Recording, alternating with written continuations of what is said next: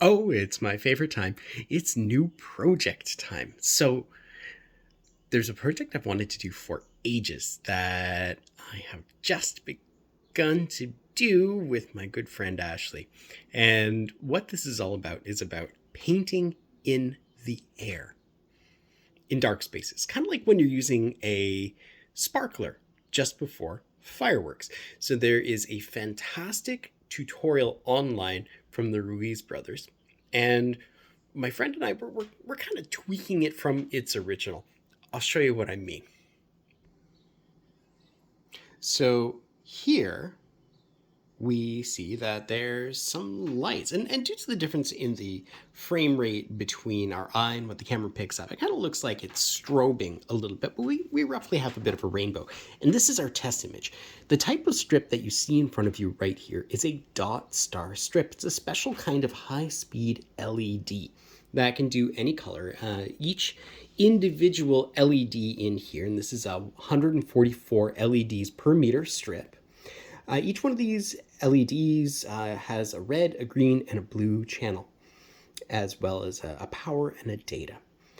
So what does this connect to? Well, if we follow this all the way along, we're not using the whole length of this. We're only using as much of the length of this as we have of an image, and I have an image of a rainbow that I'll post up in just a second. So this cable connects all the way through, just loose cabling connections for now, to this guy right over here.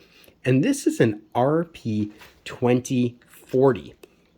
RP2040. What does that mean? What is that weird string of numbers and letters? Well, that stands for Raspberry Pi 2040, and that actually has to do with this chip right over here. That's a Raspberry Pi 2040 chip, and if you look real close, you can see there is an image of Raspberry. So we connect up to a few different things here. We've got M0 for main out, and that's our data, and clock is right next to it, and ground is a black wire, and then we have right over here where that red section is coming from, that red wire, that's battery. So that takes in 5 volts, and those 5 volts are coming in right through here. So this puppy right over here goes all the way through to this battery pack, which just takes regular, I believe this one is a AA battery pack. And if I just push the switch like this, and haha, then it's going to play a line of an image followed by the next line and the next line and the next line until it shows an entire image. So if I wave this through the air, then we will have an entire image appear. Well, what image are we having appear right now? Well, that image is this image right here. It's a little 60 pixel by 60 pixel image. And I'm just going to zoom in right here, like so. And this is just a simple bitmap, uncompressed, super tiny, 11 kilobytes. Now, the next part of the experiment. Right now, we have a bit of a choice to make and some things to figure out. So what is it that we have to figure out? Well, the original chip that was used in the demo for this project had about 32 kilobytes of RAM. It's not a lot, but it's enough to show a simple image. But we're using a slightly different chip, the Raspberry Pi chip, which has about 256 kilobytes of RAM.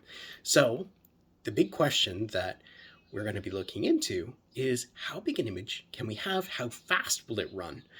And can we put up a really nice looking image into an evening sky, or just waving it through the air using this device? So we'll see. We'll show you the next step once we get this going. Now, the next thing that we have to do is take all of this. So this puppy right here, this battery pack right here, and this LED strip, probably cut down to a degree, and put that inside of maybe something like a polycarbonate tube, or maybe even attaching it to some kind of wooden or metal rod. If it's a metal rod, then we have to do something that is going to shield the current from the metal rod so nothing shorts out. So that's what's coming up. All right. Thanks for watching, and I'll see you next time. Bye-bye.